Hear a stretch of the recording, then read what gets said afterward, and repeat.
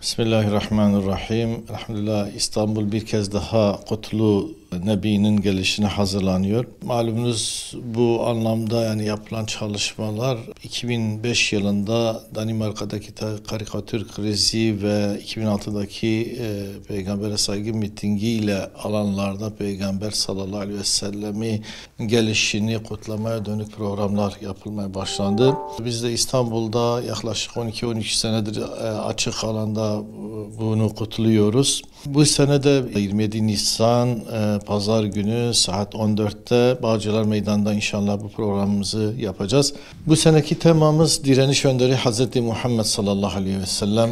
Biliyorsunuz Gazze'de bir cihat var, bir mücadele var. Siyonist İsrail'in işlediği vahşetler ve soykırım var. Belki buna dikkat çekme amaçlı temamızı direniş önderi Hz. Muhammed sallallahu aleyhi ve sellem olarak seçtik. Bu anlamda mesajlar verilecek.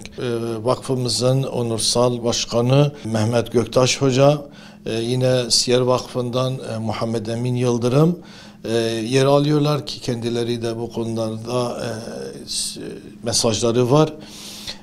İnşallah bu anlamda gerek katılımcılara, gelen konuklarımıza bu mesajımızı vereceğiz ve bütün İstanbul'a, bütün Türkiye ve hatta dünyaya bu mesajı vermeye çalışacağız. İstanbul'da yaptığımız çalışmalar tabii ki alan süslemeleriyle sınırlı değil.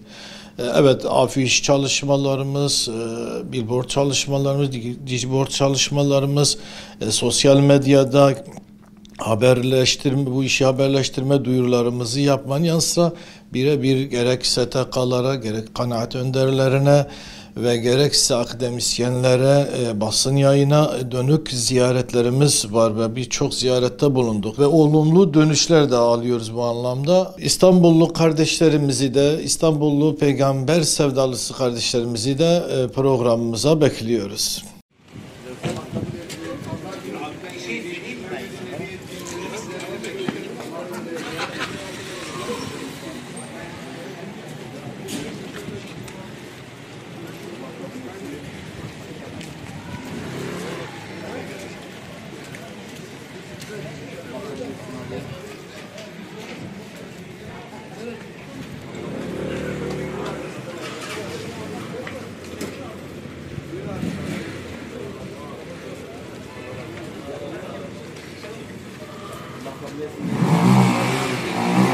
Bu bir hediye ettiğimizde sizleri de bekliyoruz.